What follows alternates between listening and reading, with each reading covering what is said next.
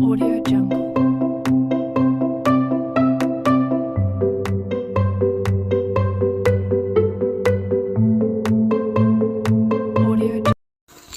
Assalamualaikum warahmatullahi wabarakatuh.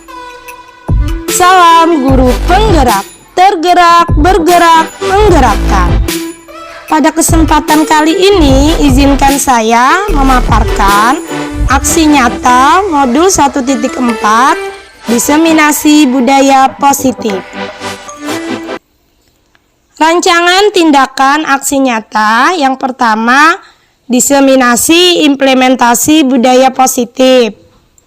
Menanamkan budaya positif dalam membuat keyakinan kelas. Latar belakang, pembelajaran di sekolah akan berlangsung dengan baik jika didukung penerapan budaya positif. Dengan budaya positif akan terwujud pembelajaran yang berpihak kepada siswa, sehingga siswa bisa belajar dengan aman, nyaman, dan senang. Oleh karena itu, mereka akan belajar lebih baik ketika mereka memiliki persepsi yang positif terhadap suasana lingkungan sekolah yang positif yang diciptakan melalui pembiasaan budaya positif. Untuk mendukung terwujudnya budaya positif di sekolah, perlu pembentukan keyakinan kelas. Tujuan dari aksi nyata ini yang pertama, menumbuhkan budaya positif melalui pembiasaan yang bisa diterapkan di kelas dan sekolah. Menumbuhkan disiplin diri untuk membentuk motivasi intrinsik dan murid berkarakter, profil pelajar Pancasila melalui kesepakatan kelas. Tolak ukur, adanya poster atau dokumen keyakinan kelas yang dipajang di setiap kelas. Murid mampu membuat keyakinan kelas sesuai visi sekolah. Murid mampu melaksanakan keyakinan kelas yang dibuat. Lini masa tindakan yang akan dilakukan. Pertama, membuat perencanaan kegiatan. Kedua, membuat materi tentang budaya positif dalam bentuk slide PowerPoint.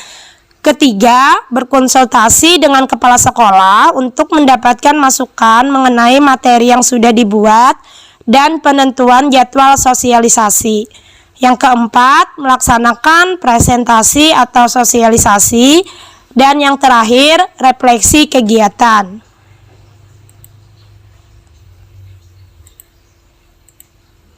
Dukungan yang dibutuhkan, dukungan berupa izin pelaksanaan kegiatan dari kepala sekolah, dukungan dari rekan sejawat atau guru untuk mengikuti kegiatan sosialisasi, dukungan dari peserta didik, dan sarana dan prasarana yang mendukung pelaksanaan sosialisasi. Kali ini saya akan menampilkan video diseminasi budaya positif. Selamat menyaksikan. Ulun ucapkan terima kasih kepada rekan-rekan Bapak Ibu Guru untuk memberikan waktu luangnya untuk diseminasi budaya positif di sekolah yang akan ulun dapatkan. Dan juga terima kasih juga ada Bapak Kepala Sekolah yang memberikan kesempatan kepada saya.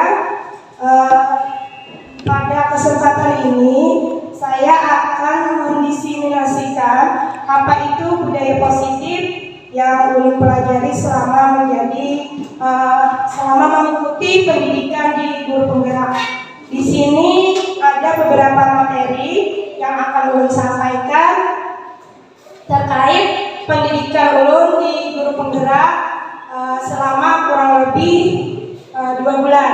Nah, di sini fasilitator ulun itu adalah Bapak Nurholis MPD dan pengajar praktiknya itu Ibu Sahidah Alpisah SPD. Di sini Kementerian Pendidikan, Kebudayaan, Riset dan Teknologi resmi meluncurkan kurikulum merdeka sebagai upaya mengatasi krisis pembelajaran atau learning loss. Kurikulum merdeka ini yang sebelumnya dikenal dengan kurikulum prototipe atau kurikulum dengan paradigma baru. Pembelajaran paradigma baru adalah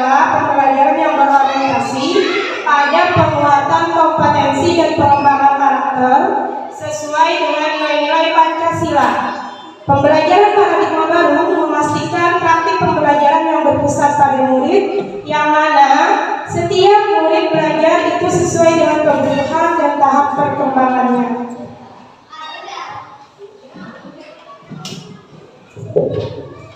Yang pertama itu disiplin positif. Nah, dengan mendengar kata disiplin, kadang-kadang kita sering menghubungkan disiplin itu sebagai hukuman atau konsekuensi. Nah, di sini disiplin positif itu sebenarnya disiplin itu sebagai bentuk kontrol diri, yaitu belajar untuk kontrol diri agar dapat mencapai suatu tujuan mulia. Disiplin mempelajari bagaimana cara kita mengontrol diri dan bagaimana menguasai diri untuk memilih tindakan yang mengacu pada nilai-nilai yang kita hargai agar tercapai tujuan mulia yang diinginkan.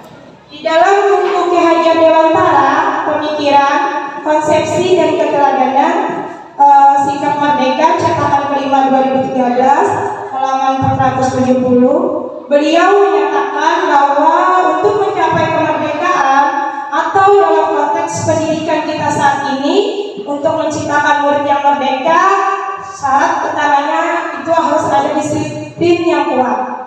Tujuan dari disiplin positif ini adalah menanamkan motivasi yang ketiga pada murid-murid kita, yaitu untuk menjadi orang yang mereka inginkan dan menghargai diri sendiri dengan nilai-nilai yang mereka percaya.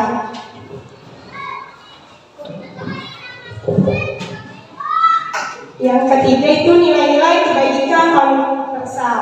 Nah, nilai-nilai kebajikan ini adalah sifat-sifat positif manusia yang merupakan tujuan mulia yang ingin dicapai oleh setiap individu. Nilai-nilai ini merupakan payung besar dari sikap dan perilaku kita, atau nilai-nilai ini merupakan fondasi kita dalam berperilaku. Salah satu beriman, bertakwa kepada Tuhan Yang Maha Esa dan berakhlak mulia, mandiri, bernalar kritis, berkebinekaan global, bergotong royong, dan kreatif. Ada 3 motivasi perilaku. Yang pertama itu untuk menghindari ketidaknyamanan atau hukuman. Perilaku ini hanya mereka lakukan jika untuk menghindari hukuman atau ketidaknyamanan. Motivasi ini bersifat eksternal. Misalnya murid kita di dalam melaksanakan tugas, mereka itu hanya takut apabila kalau tidak mengerjakan tugas misalnya akan diberi hukuman. Itu merupakan motivasi yang bersifat eksternal atau dari luar, belum muncul dari dalam diri mereka sendiri. Kemudian yang kedua, untuk mendapatkan imbalan atau penghargaan dari orang lain. Nah, mereka melakukan sebuah tindakan itu hanya untuk mendapatkan pujian dari orang lain yang menurut mereka penting dan mereka letakkan dalam dunia berkualitas mereka. Nah, motivasi ini juga masih motivasi eksternal dari luar. Apabila ada imbalan, baru mereka melakukannya. Yang ketiga, ini yang paling ideal, untuk menjadi orang yang mereka inginkan dan menghargai diri sendiri dengan nilai-nilai yang mereka percaya. Mereka melakukan sesuatu itu karena nilai-nilai yang mereka yakini dan mereka hargai, dan mereka melakukannya karena mereka ingin menjadi orang-orang yang melakukan nilai-nilai yang mereka yakini tersebut. Ini adalah motivasi yang akan membuat seseorang itu memiliki disiplin positif, karena motivasi perilakunya itu bersifat internal dari dalam diri mereka sendiri. Nah, jadi di sini budaya positif itu diciptakan di dalam sekolah-sekolah agar terjadi pembelajaran yang nantinya akan membuat murid-murid kita memiliki perilaku yang ketiga ini, sehingga tanpa kita suruh mereka merasakan sendiri atau tersadar sendiri bahwa mereka ingin melakukan sesuatu itu berdasarkan keyakinan mereka, bahwa mereka meyakini itu baik sehingga mereka melakukannya. Ini yang paling ideal, motivasi yang ketiga. Kemudian hukuman dan penghargaan berbentuk dari pihak guru yang memberikan dan murid hanya menerima suatu hukuman tanpa melalui suatu kesepakatan atau pengarahan dari pihak guru, baik sebelum atau sesudahnya. Hukuman itu diberikan biasanya berupa fisik maupun psikis ataupun berupa kata-kata. Hukuman ini biasanya sebelum saya memasuki pendidikan guru penggerak, saya sendiri itu sering melakukan pemberian hukuman ini, karena kan misalnya ada yang bilang, oh nanti silakan misalnya mengerjakannya di depan papan tulis sambil duduk.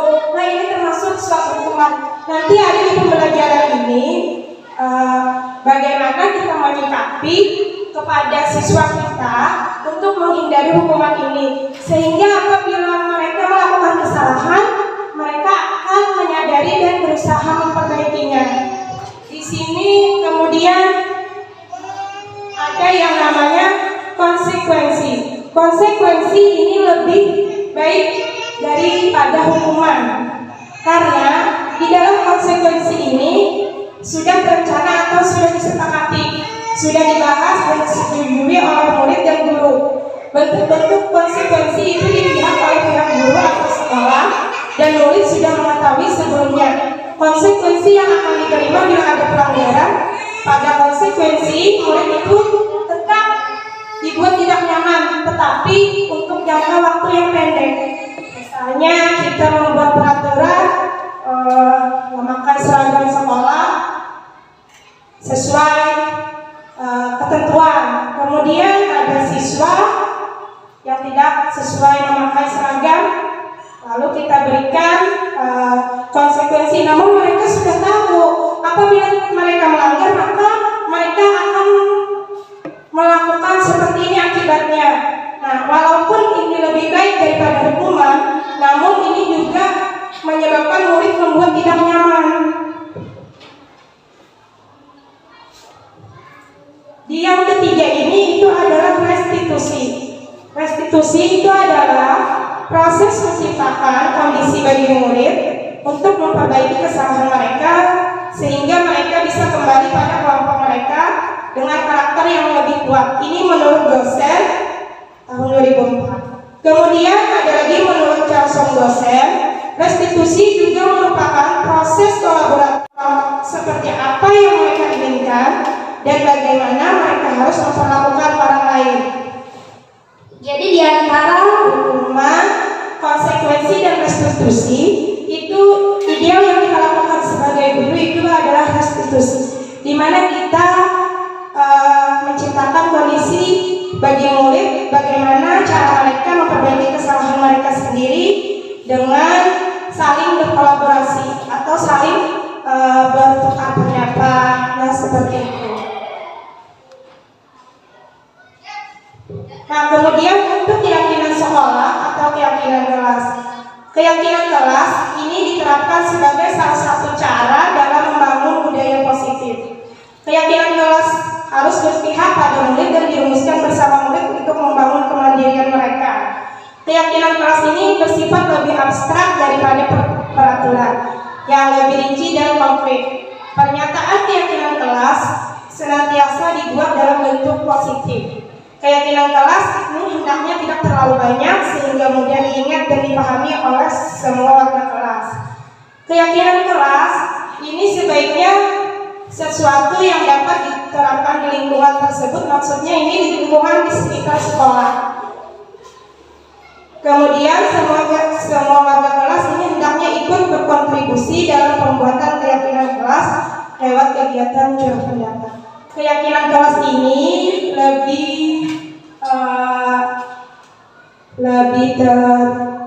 daripada ini peraturan, karena pembuatan keyakinan kelas itu kita melibatkan siswa yang asalnya dari kesepakatan kelas, kemudian kita ubah kalimatnya menjadi kalimat yang positif. Misalnya kita bersama murid itu membuat peraturan kelas, misalnya tidak membuang sampah sembarangan. Kemudian Kemudian karena di keyakinan kelas itu kata-katanya harus bernada positif, jadi tidak membuang sampah sembarangan itu bisa kita ubah dengan menjaga kebersihan. Nah, ini kita ajak murid untuk membuat apa yang mereka yakini, apa yang akan kita sepakati, sehingga membuat mereka merasa nyaman dan aman di dalam pembelajaran. Jadi ini yang disebut keyakinan kelas. Sehingga karena kita bersama mereka membuatnya, mereka itu tidak akan terpaksa, sehingga mereka akan secara sukarela untuk melaksanakan dari murid dan untuk murid. Dan mereka pun yakin seandainya membuang sampah di tempatnya, apa yang terjadi kelas kita bersih, pasti bersihkan misalnya. Jadi mereka akan meyakini misalnya tidak berkelahi di dalam kelas. Ini bisa kita ubah kata-katanya dengan kalimat positif, menghargai teman atau menghargai orang lain. Nah, dengan kita menerapkan keyakinan kelas ini bersama murid-murid, apabila mereka tidak melaksanakannya, maka akan kita tanyakan kenapa atau apa alasan kalian melanggar keyakinan kelas ini. Nah, mungkin mereka akan merasa, oh karena kemarin dibuat secara bersama-sama. Nah, mungkin seperti itu. Jadi keyakinan kelas ini lebih abstrak atau lebih rinci daripada peraturan, karena kita membuatnya bersama-sama murid. Kemudian kebutuhan dasar manusia. Di sini ada 5 kebutuhan dasar manusia. Yang pertama itu kebutuhan untuk bertahan hidup. Yang kedua, kebutuhan akan kasih sayang dan rasa diterima. Yang ketiga, kebutuhan kebebasan. Yang keempat, kesenangan. Dan yang kelima ini penguasaan. Nah, apabila ada murid kita melakukan penyimpangan perilaku yang tidak sesuai dengan yang sebenarnya, mungkin mereka ingin memenuhi salah satu dari kebutuhan dasar ini. Misalnya ada siswa kita yang sering berbuat yang tidak baik, mungkin apakah mereka ingin memenuhi kebutuhan kasih sayang atau kebutuhan kebebasan ataupun kesenangan. Dengan kita mengetahui kebutuhan murid kita akan dapat mengidentifikasi sikap atau perilaku mereka, mengapa mereka jadi seperti ini. Kemudian 5 posisi kontrol. 5 posisi kontrol yang diterapkan seorang guru, orang tua, ataupun atasan dalam melakukan kontrol. Yang pertama itu penghukum, pembuat rasa bersalah, teman, pemantau, dan manajer. Nah, di sini penghukum ini biasanya apabila murid tidak sesuai dengan apa yang dan di penghukum ini tidak ada kesepakatan. Murid tidak mengetahui, hanya guru yang mengetahui. Kemudian di pembuat rasa bersalah, ini kata-katanya lebih halus daripada penghukum. Namun murid tetap merasa dibuat bersalah.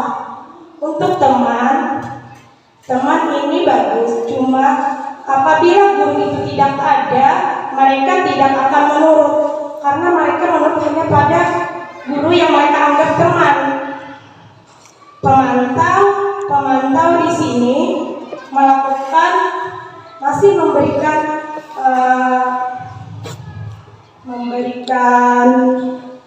tindak lanjut dari perbuatan yang tidak sesuai perbuatan murid. Tapi untuk pemantau ini telah disepakati, misalnya tidak ingat membawa buku pelajaran atau terlambat datang ke sekolah, misalnya kita berikan konsekuensinya, tinggal waktu istirahat kamu mengerjakan tugas. Nah, ini adalah pemantau.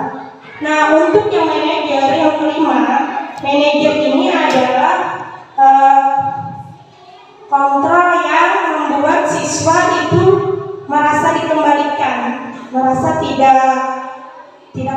pasti, karena mereka setelah mereka melakukan kesalahan, kita itu bukan untuk menghukum mereka, tetapi bersama-sama siswa kita mencari jalan keluar dengan apa yang seharusnya, atau mereka bisa memperbaiki kelakuan mereka lagi dan mereka bisa kembali ke teman-temannya tanpa merasa rendah diri.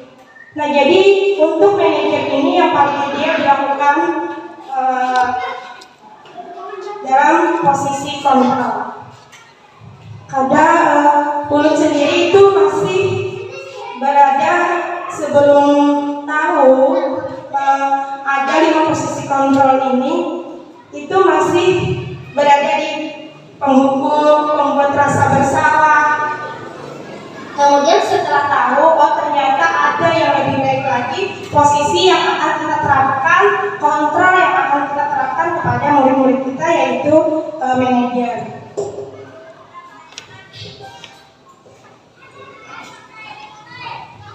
Nah, yang terakhir ini segitiga restitusi.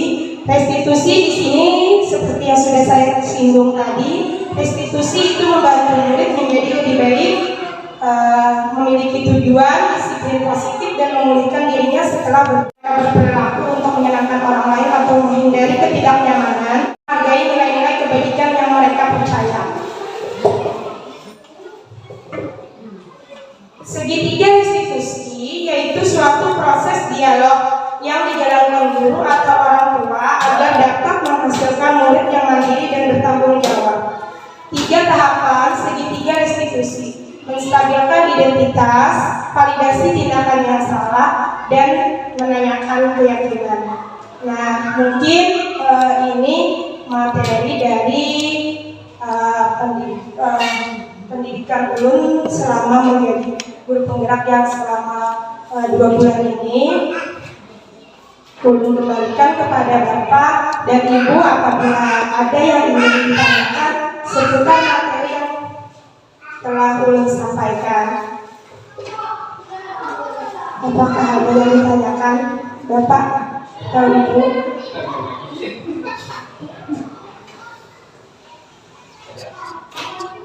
Terima kasih. Ulun ucapkan kembali kepada Bapak dan Ibu yang telah menghadiri diseminasi budaya positif ini. Sebelum kita akhiri acara ini, marilah kita berdoa agar kegiatan kita hari ini mendapatkan keberkahan dari Allah Subhanahu wa Ta'ala. Untuk membacakan doa ini, memintakan kepada Bapak Mahdi.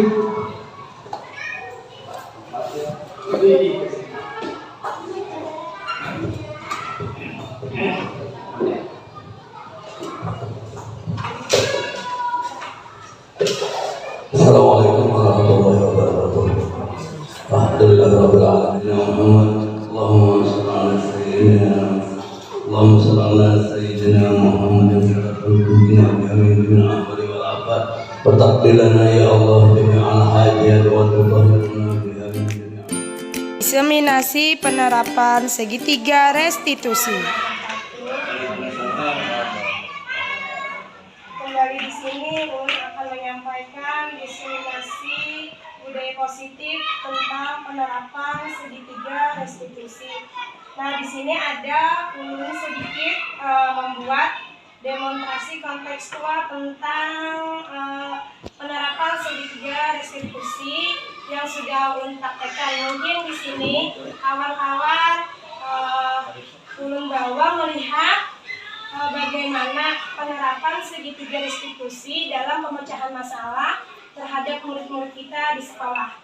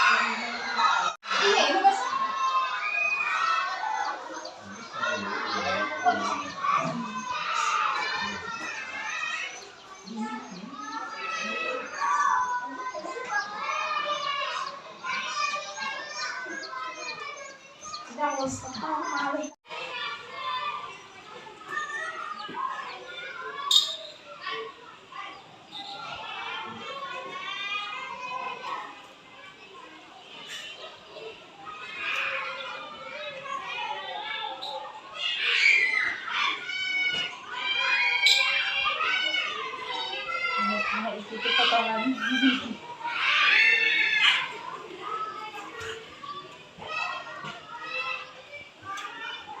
Kamu menangis sebenarnya tuh. Saya malam deh. Cakanya Aska atau pada itu tuh bisa kayak apa? Karena Aska tuh berinya gimana?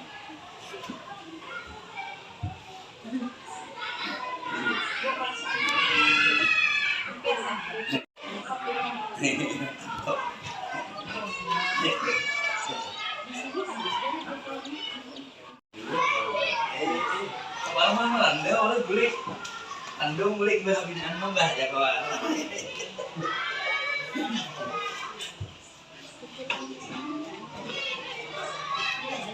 Berhabis andung, ini singgah begini andung.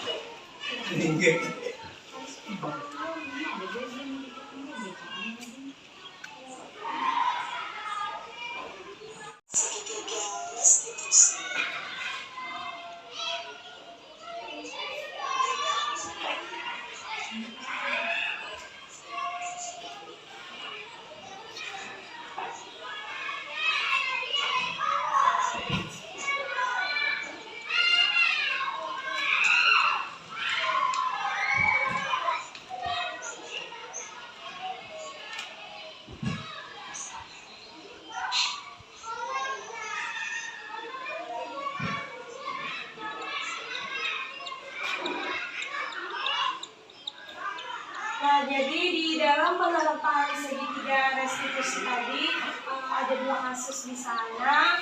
Di sana yang pertama kasus pertama itu anak yang mengganggu temannya pada saat pembelajaran. Nah, di sini di langkah-langkah dalam penerapan segitiga restitusi ini ada 3 langkah. Ada yang kemarin saya jelaskan. Yang pertama yaitu menstabilkan identitas. Jadi ada fase menstabilkan identitas ini, siswa itu kita tanya kenapa, apakah benar misalnya mereka melakukan hal tersebut. Kemudian yang kedua, validasi tindakan yang salah. Jadi tindakan mereka itu kita paritkan dulu. Misalnya jawabannya benar, saya telah mengganggu teman.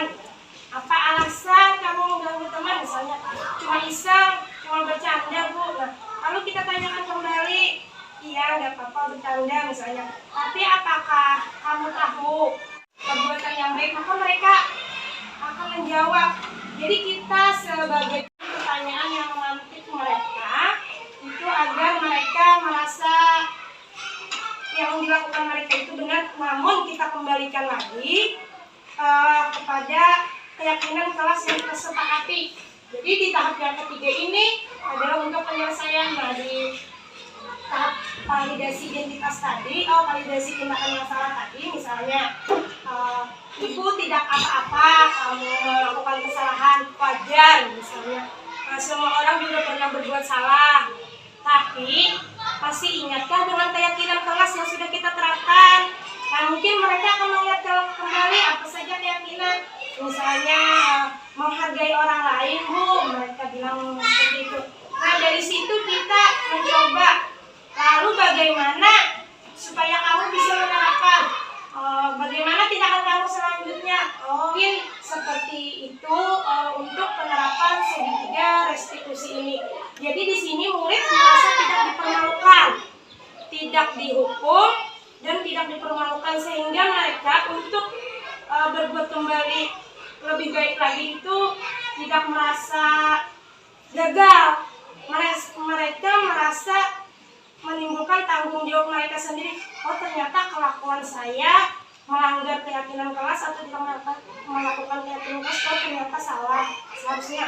Jadi dari situ kita menimbulkan motivasi intrinsik mereka, menyadarkan mereka tanpa adanya memberi hukuman. Nah, mungkin seperti itu penjelasan untuk segitiga restitusi ini.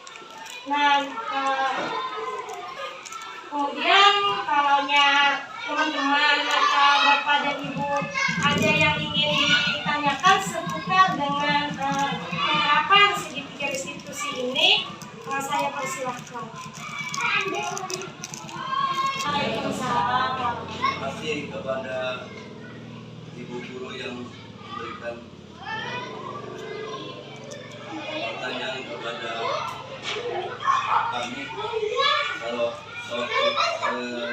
selaku anak murid atau pendengar yang diberikan oleh ibu guru tadi, Ulun ingin bertanya, bagaimana caranya mengatasi anak yang sering mengganggu temannya sewaktu pembelajaran diberikan oleh bapak atau ibu guru? Jadi bagaimana caranya mengatasi anak yang sering mengganggu itu lah? Caranya supaya di waktu diberikan pelajaran itu ada kelas itu artinya tenang. Yang kedua, bagaimana caranya mengatasi sewaktu guru memberikan pelajaran anak yang baru kenal atau yang baru masuk, apakah lawan bapak atau nyata patuh itu, nah lalu bila disuruh belajar atau disuruh menulis lalu menangis takutannya, apakah suara guru atau nyaring atau bagaimana caranya supaya anak yang baru itu supaya nyaman, artinya menerima pelajaran oleh bapak atau ibu guru memberikan benar. Jadi apakah pendapat ibu itu memberikan pinjaman atau pendapat kepada kami? Itu aja yang perlu sampaikan. Ucapan terima kasih. Wabillahi taufiq wal hidayah. Assalamualaikum warahmatullahi wabarakatuh. Pertanyaan Bapak, jadi tadi ada permasalahan. Memang banyak sekali permasalahan yang kita temui di dalam pelaksanaan kegiatan pembelajaran di sekolah kita ini. Jadi yang pertama tadi, bagaimana mengatasi murid yang sering mengganggu. yang selalu mengganggu, mungkin sama seperti kasus yang belum tampilkan ini ya Pak ya. Cuma di sini tadi suaranya tidak terdengar. Jadi di sana kurang jelas mungkin ya Pak ya.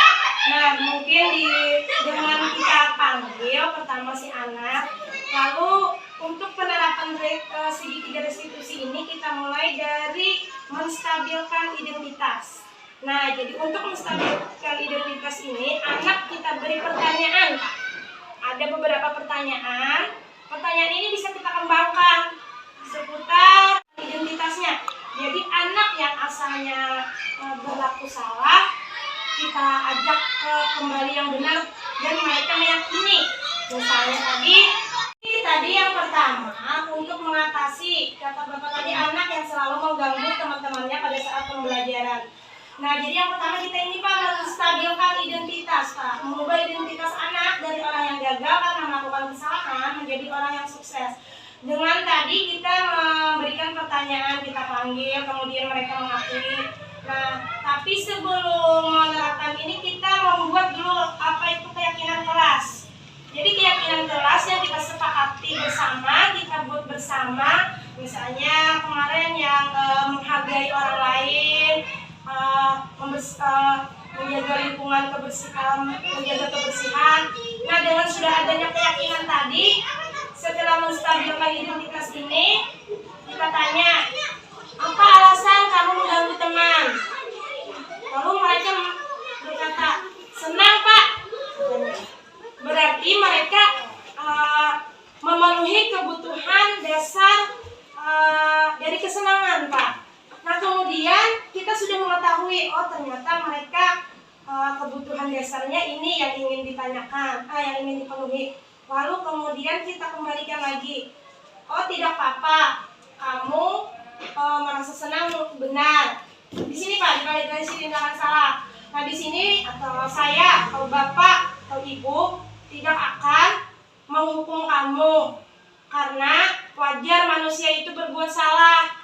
Ibu pun pernah berbuat salah. Tetapi apakah bagus mengganggu teman di dalam pembelajaran? Apakah itu sifat yang bagus? Anak itu mulai terbangun dia akan timbul sendiri. Oh, pikirannya tuh Pak model terbuka. Oh ternyata ini kayak ini. Ibu guru jujur, jar bapak, jar ibu guru, jar bapak guru. Nah kemudian setelah kita validasi tadi, mereka mengakui kebutuhannya, kita sudah tahu apa yang dibutuhkan mereka. Kemudian kita ke sini Pak, menanyakan keyakinan ini. Nah, kita kan semalam misalnya sudah membuat keyakinan. Jadi, iya Bu, si murid nih tadi, Inggi Bu, keyakinan kelas kitanya ini. Kemudian, lalu apa keyakinan yang mana yang hari ini kamu tidak melakukannya? Oh, saya tidak menghargai teman Bu, saya mengganggu teman, seharusnya saya menghargai teman. Nah mungkin dari situ kita kembalikan lagi. Lalu kita sebagai guru memberikan pertanyaan lagi Pak, apa yang seharusnya atau apa yang sebaiknya kita lakukan terhadap si A misalnya, diterapkan di segitiga restitusi ini. Nah mungkin dari menstabilkan identitas ini, kita validasi tindakan yang salah dan kita tanyakan keyakinan. Dengan seperti itu anak itu pas setelah kita berikan langkah-langkah segitiga restitusi ini, dia mungkin walaupun tidak langsung, maksud lo ada langsung ya kayak itu, nah tapi ini dampaknya akan berakibat itu dalam waktu panjang. Mereka tuh merasa dihargai walaupun mereka pernah berbuat salah. Artinya lawan kekawanan, kada supan, kada kita permalukan, daripada yang kita misalnya dari mengganggu kawan, keliling lapangan seolah-olah akan-akan yang lain itu melihat seolah-olahnya tuh supan jadinya. Oh ternyata aku nih bakal salah kayak ini, disambat-sambat kawan, kemudian timbul kenapa ya kata-kata yang kada baik dari kawan-kawannya yang melihat. Nah dengan yang ini tadi, walaupun kada secara langsung anak itu mau berubah karena karakter itu kan lambat kan Pak kita menganukan karakter itu, tapi kita mencoba dengan menerapkan ini, kemudian di waktu yang panjangnya, di dampak panjangnya itu, di jangka panjangnya mereka akan merasa diterima atau merasa oh ternyata bilanya kayak ini ibu kada menyanti, tapi aku harus bujur-bujur, berbuat baik, bujur-bujur, ampi ma'anu kawan. Nah mungkin seperti itu. Nah untuk yang kedua tadi, itu anak-anak yang tidak mau mengikuti pembelajaran ya Pak ya. Misalnya ya apalagi yang murid baru. Karena kita bila sudah diberikan pelajaran atau menulis atau menggambar, kan orang baru ada bisa menggambar lalu timbul bila disuruh lalu menangis. Nah, atau takutan guru kah, atau kemudian takutan kan suara guru, atau bagaimana caranya supaya kita anak itu supaya senang kita. Menurut pendapat ulun Pak Led, cuman ngarannya kita nih melalui menyanyi misalnya dengan menyenangkan. Nah iya, kita buat dulu suasana kelas itu menyenangkan. Karena di TK mereka tidak ada calistung itu kan, tidak ada. Jadi berat kita sebagai guru di SD ini untuk menyesuaikan antara mereka dari TK hingga ke SD. Jadi untuk itu kita timbulkan ke ibaratnya wanita itu kan keibuan kita dulu, karena mereka masih suasana keluarga. Nah jadi ya dengan kita bawa sambil bermain di dalam kelas tadi, kemudian kita variatifkan pembelajarannya, bisa dengan kita beri kayak gambar-gambar poster atau lebih banyak gambar daripada tulisan, sehingga mereka itu lebih senang karena kelas 1 ini sifatnya masih konkret, masih suka melihat benda-benda yang, apalagi kan masih transisi dari TK ke SD ini, masih masa-masa TK, masih suka mewarna, menggambar. Kemudian ya tadi kita variatifkan pembelajarannya. Apabila mereka yang belum bisa, ya mungkin karena kelas 1 ini kadang-kala kita lepas begitu saja, jadi sambil kita bimbing seolah-olah kita kuitannya itu ya Pak ya, bimbing. Jadi supaya ya kita berperilaku sesuai dengan keinginan mereka.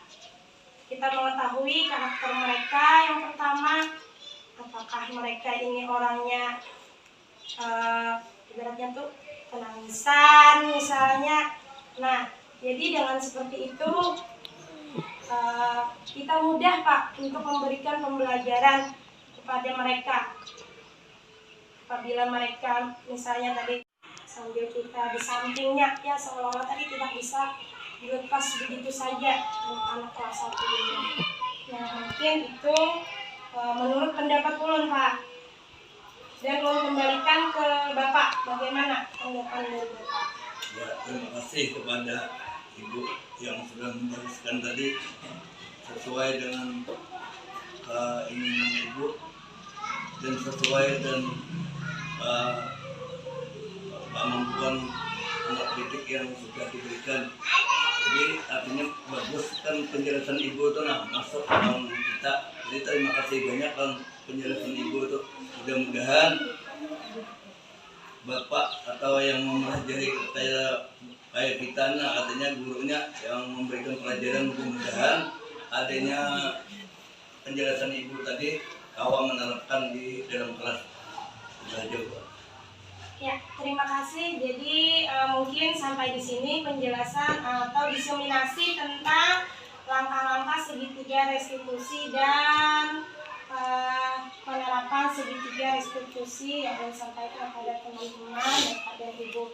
Dan tutup diskusi ini dengan ucapan wabillahi taufiq wal hidayah. Wassalamualaikum warahmatullahi wabarakatuh. Pembiasaan positif di lingkungan sekolah. Ayatullah ma'alumatul alaina akhadna minha faminhu yaqulun waja'alna biha jannatin min nakhilin wa 'anabin mufajjal wa halallana al-anhara kullaha mimma tubitul ardu wa min anfusihim wa mimma la ya'lamun wa ayatullah la yunaslahu lin-nar bainahum liwan wa syamsu tadri mustaqbalillah ذلك تقدير العزيز العليم والقمر قدرناه ونحلها بالعدد والجود والقدير لا شمس ينبغي لها أن تدرك القمر ولا يسابق النار وكل بفلك يسبحون وآية له أنا عملنا ذرية بالقلوب المشروع وخلقنا له من مثل ما يركبون فإن نسألهم فلا سر لهم ولا هم ينقذون إلا رحمة منا ومتاع إلى حين وإذ الله تقوم بين أيديكم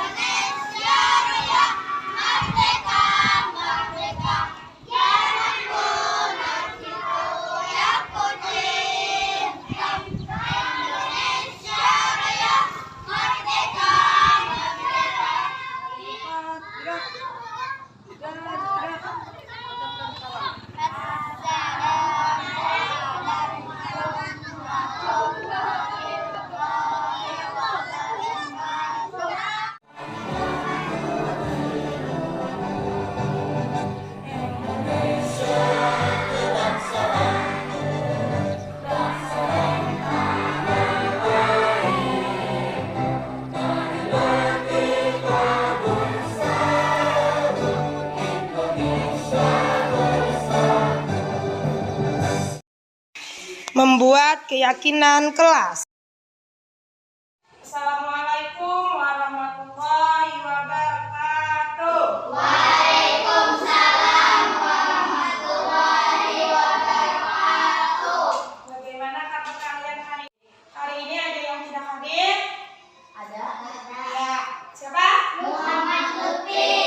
Nah, ada yang tahu kemana hari ini Muhammad Lutfi? Izin. Sebelum kita memulai pelajaran, lebih baiknya kita berdoa terlebih dahulu karena hari ini ketua kelasnya tidak hadir. Nah, sekarang wakil ketua kelas silahkan pimpin teman-temannya berdoa. Mari kawan-kawan kita berdoa bersama-sama. Bismillahirrahmanirrahim.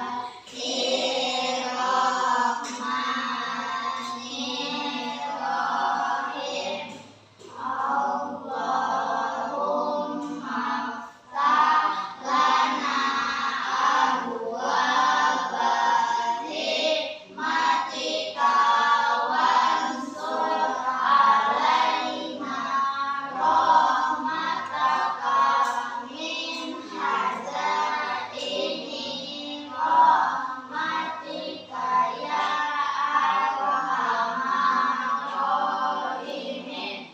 Walhamdulillahi rabbil alamin.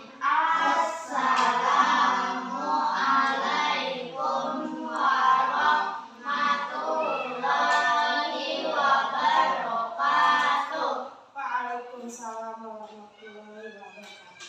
Stop. Nah, kita kemarin kasih kelas. Ada ketua kelas, ada wakil, bendahara, sekretaris. Itu namanya struktur organisasi kelas. Nah, semalam sudah kita bikin struktur organisasinya. Maka kita hari ini akan membuat hal yang baru. Nah, yang baru yang akan kita laksanakan selama 1 tahun kita di kelas 6 ini. Nah, jadi kita akan membuat hal baru. Ini yang namanya keyakinan kelas. Nah, jadi dalam membuat keyakinan kelas ini kita akan menentukan sebuah nilai kebaikan yang akan kita bikin sama-sama. Jadi yang bikinnya hubungan yang seberataan. Nah, apa saja nilai-nilai kebaikan yang kalian anggap bagus untuk kita laksanakan dalam pembelajaran di kelas. Nah, apa saja nilai kebaikannya? Apa ya? Iya, membersihkan kelas. Apa lagi? Nilai kebaikannya? Nah, betul, berbaris sebelum masuk kelas. Apa lagi? Apa lagi? Disiplin. Apa tadi? Melaksanakan piket, bagus. Bertanggung jawab. Apa lagi? Berdoa sebelum belajar. Apa lagi? Tidak berkelahi. Nah, banyak ya nilai-nilai kebaikan yang bagus untuk kita terapkan di kelas. Nah, jadi dalam membuat keyakinan kelas ini nanti apa-apa nilai-nilai yang sudah kita buat bersama akan kita tuliskan di dalam sebuah kertas yang nanti supaya mengingatkan kita, oh ternyata keyakinan kelas yang kita buat ini. Apabila lupa lalu kita ingat. Nah, di sini Ibu ada mempunyai sticky note. Silakan nanti kalian tuliskan 1 nilai kebaikan. Nah, sebelum menuliskan tulis dulu nama kalian. Dan ini nanti kita tempel di papan tulis. Nah, dari sini kita akan membuat sebuah keyakinan kelas. Nah, jangan terbaliklah. Jadi yang ada lemnya ini yang di belakang.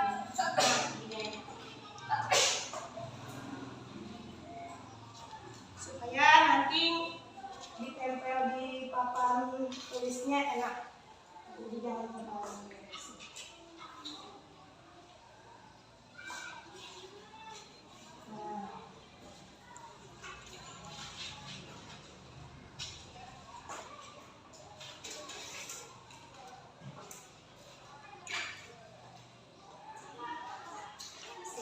tulis dulu nama.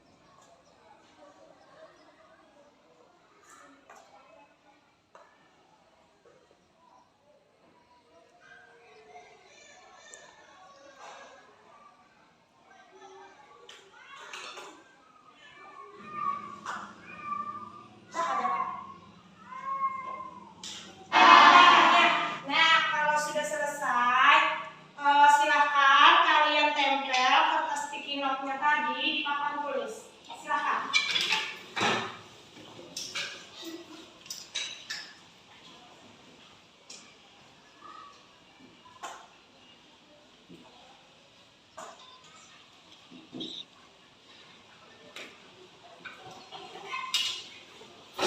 Nah, iya. Jadi kita tadi sudah membuat nilai-nilai kebaikan untuk kita jadikan sebuah keyakinan kelas. Nah, di sini Nurul Kamaria melaksanakan piket sesuai jadwalnya. Ya. Kemudian Halimah tidak boleh berbicara saat ibu guru mengajar. Ya. Surayani berbaris sebelum masuk kelas. Alfian disiplin, jangan berkelahi. Ya. Kemudian Abdul Fatah berdoa sebelum belajar. Ya. Rasid jangan buang sampah sembarangan. Saskia tidak boleh makan di jam pelajaran. Nah, di sini ada 9 nilai-nilai yang telah kalian bikin. Nah, nilai-nilai ini akan kita jadikan sebuah bentuk keyakinan kelas. Di keyakinan kelas itu kalimat yang masih bernada negatif itu akan kita ubah menjadi kalimat yang bernada positif. Nah, misalnya di sini kan ada kata-kata tidak boleh. Nah, itu masih bernada negatif. Kemudian jangan berkelahi. Nah, supaya kalimat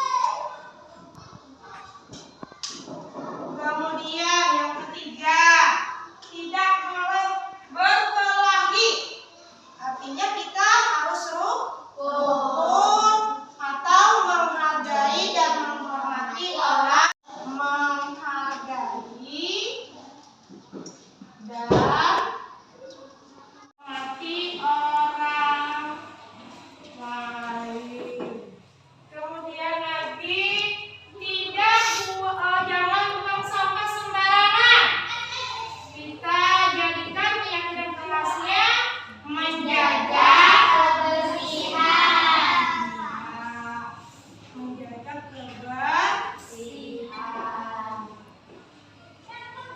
Kemudian yang kelima,